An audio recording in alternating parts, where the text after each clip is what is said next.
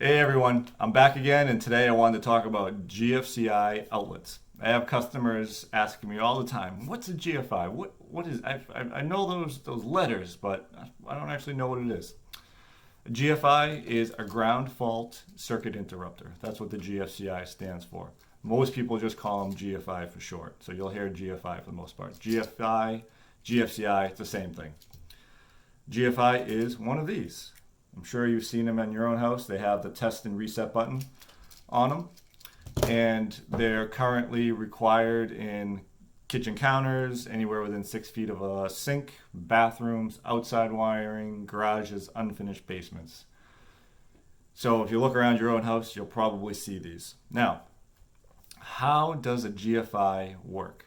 A GFI works by measuring the flow of current out on the black or the hot and back on the neutral. If there's a difference in the flow out and the flow back, it trips. For an example, let's say 5 amps is flowing out on the hot wire and only 4 amps is coming back on the neutral. Where did that 1 amp go? That 1 amp had to go to ground or to a person. Hence the term ground fault circuit interrupter. It's detecting that ground fault. That 1 amp went to ground or a person. And if that happened to a person, very dangerous. Now, current GFIs are pretty amazing. They're able to trip at as little of a difference as 5 milliamps. That's a tiny bit that they can detect the difference of. Now, if you're looking around your own house and you're looking in your kitchen counter, for instance, and you see no GFIs, don't be alarmed. I'll say this, don't be alarmed if the wiring was done recently, because years ago, I'd say about maybe 2015 or so, manufacturers came up with these guys. These are called dual function circuit breakers. They do the arc fault function, which the arc fault is a total story for another day in another video because it's its own beast. But it does, this breaker, the dual function, does the arc fault and the GFCI function combined. It does them both.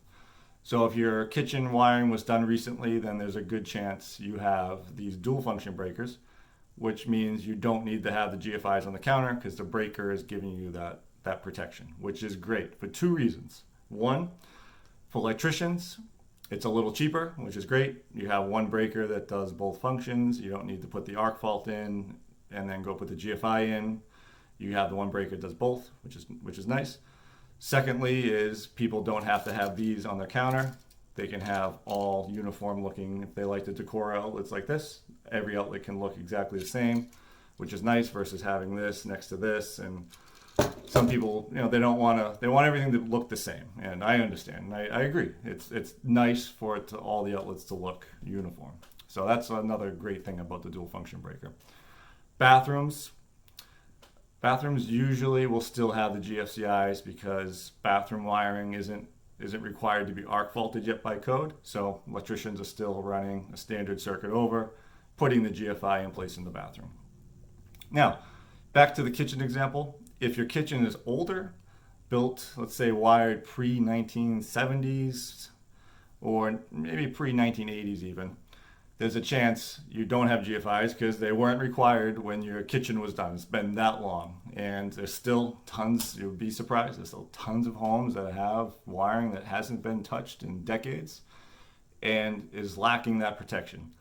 If that's the case, I definitely recommend you have an electrician install GFIs where they're required in your house. These are definitely life-saving devices. Finally, if you have these GFIs in your house, you should test them monthly. It's important to go around, hit the test button. Every GFI manufacturer says the best way to test them is to simply hit the test button, hit the reset button. If it resets and tests properly, you're good to go. If you have it in the circuit breaker style, which is important that your electrician who put these in for you should be making you aware of it, that they're there, you should go down and hit the button on them. When you hit the button, they'll trip into the middle position, then you turn them to the off position, then back to the on position. If it trips and resets fine, you're good to go. That means it's working properly. So I hope this helps, and I look forward to seeing you in the next one. Thanks so much.